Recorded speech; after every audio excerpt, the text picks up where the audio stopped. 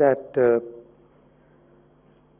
our focus on childhood COVID disease is gaining our attention. We have said from this podium that pediatric population is generally asymptomatic. They get infection, often they get infection, but their symptoms are minimal, symptoms are nil, और अगर बीमारी बच्चों में होती है Covid तो serious shape नहीं लेते, हॉस्पिटलाइजेशन करने की जरूरत बहुत कम पड़ती है। लेकिन पीडियाट्रिक पॉपुलेशन में ये सिचुएशन बदल सकती है, वायरस अपना बिहेवियर बदल ले या और एपिडेमियोलॉजिकल डायनामिक्स में कोई चेंज आए तो हो सकता है कि बच्चों में कोविड का प्रकोप बढ़ सकता है। इसके ऊपर हमेशा से साइंटिफिक डेवलपमेंट जो हो रही हैं उसको सिस्टमैटिकली देखा गया है हमेशा से, और जैसे डेटा हमारे पास अवेलेबल है उसमें ये क्लियर इमर्ज होता है कि अगर हम देखें कि एडमिशन मेन कोविड बड़ी फैसिलिटीज में जहां बच्चे भी दाखिल हो रहे हैं, बहुत छोटी प्रोपोर्शन परसेंट में एडमिशन की जरूरत पड़ी है। कभी ऐसा नहीं हुआ कि हमारे पीडियाट्रिक केयर का जो इंफ्रास्ट्रक्चर है उसके ऊपर कोई बोझ, एक्स्ट्रा बोझ, अनयूजुअल बोझ ऐसा हुआ हो।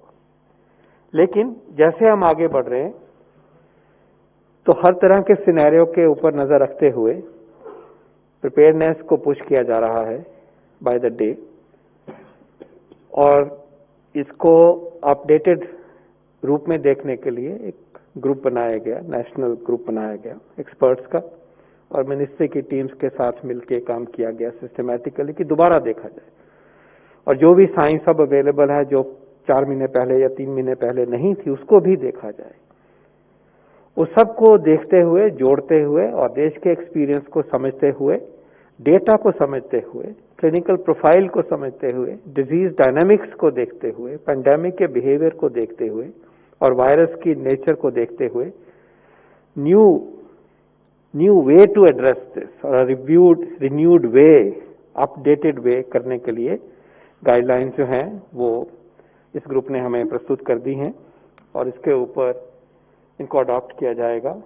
प्रोसेस में है, एक आधे दिन में ये हो जाएगा काम। कहने का तात्पर्य यह है कि ये काम जो हमने यहाँ अर्लियर मेंशन किया था, earlier also we had mention, वो काम तरीके से पूरा हुआ है और वी आर रीअश्योर यू कि पीडियाट्रिक पॉपुलेशन को कोविड के लिए जो जरूरत है वो उसका बंदोबस्त होगा और उस बंदोबस्त में कोई कमी नहीं होगी। और जैसे मैंने कहा उसको नई साइंस, नए एक्सपीरियंस, नए नॉलेज को भी भरपूर करते हुए उस तरफ हम बढ़ेंगे।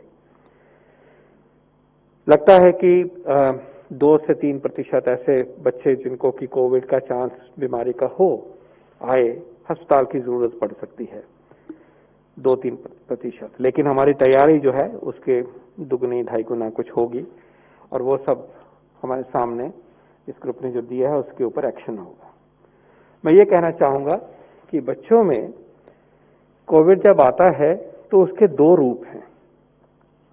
एक रूप जिसकी चर्चा मैंने अभी करी, कोविड की इन्फेक्शन हुई, बुखार हुआ, खांसी जुकाम हुआ और फिर सांस तेज चलना शुरू हुआ, निमोनिया की शक्ल में हुआ, निमोनिया बढ़ गया और ऐसा व्यक्ति, ऐसा बच्चा अस्पताल में दाखिल होगा बिकॉज लंग में आता है ये वायरस।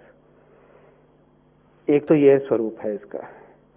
लेकिन ये भी सामने आया कि ये कोविड होने के बाद 2 से 6 हफ्ते बाद ये खत्म हो गया। कोविड हुआ, पता भी नहीं चला, हुआ तो खांसी जुकाम हुई। रिकवरी के 2 या 6 हफ्ते बाद, 2 से 6 हफ्ते तक बाद कुछ बच्चों में थोड़े से प्रोपोर्शन में दोबारा कभी फीवर आता है, बॉडी पे रैश आता है, आंखें इन्फ्लेम हो जाती हैं जिसको कंजंक्टिवाइटिस कहते हैं, डायरिया, वॉमिटिंग हो सकता है, सांस फूल सकता है, ब्लीडिंग टेंडेंसी हो जाती है। ऐसा लगता है कि बीमारी एक सिस्टम में नहीं है, निमोनिया की लंग में नहीं है, सब जगह जगह पे फैली गई है। तो इस सिंड्रोम को मल्टी सिस्टम इन्फ्लेमेटरी सिंड्रोम कहा जाता है। मल्टी सिस्टम मतलब एक बॉडी का सिस्टम इन्वॉल्व नहीं है, इन्फ्लेमेशन है तो इन्फ्लेमेटरी है, तो ये जगह जगह इसका इफेक्ट है। ये पोस्ट कोविड है।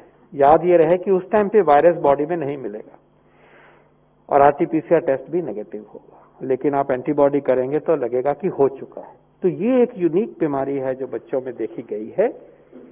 इसका भी पूरी जो अंडरस्टैंडिंग आज तक बनी है, उसको जो हमारे बच्चों के डॉक्टर हैं, स्टाफ हैं, उनको कैसे इस चीज को हैंडल करना, उसके के बारे में भी जो गाइडलाइंस अभी तक हैं प्रैक्टिस में, उनको भी चिन्हित किया गया है।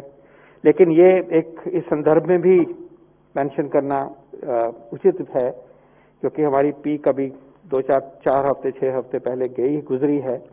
तो अगर बच्चों में परसिस्टेंट फीवर है, रैश है, ब्लीडिंग हो की टेंडेंसी है, स्किन पे ब्लीड हो रहा है, एकदम से सांस बढ़ रहा है, तो उसमें ये multi system inflammatory disorder of children को हमें याद रखना चाहिए। और इसके इलाज जो है इसका बहुत कठिन नहीं है, लेकिन टाइमली इलाज है और तरीके से जल्दी से इलाज होना चाहिए और इमरजेंसी सिचुएशन में है, इमरजेंसी सिचुएशन की तरह ये प्रेजेंट करता है। तो in short, we are happy to report to you that we are working very systematically, comprehensively to address the problem of pediatric COVID disease for now as well as into future, and we will strengthen our facilities as required. We will do an audit of what is required, what might be required in a worst case scenario, and the steps will be taken and be put into action.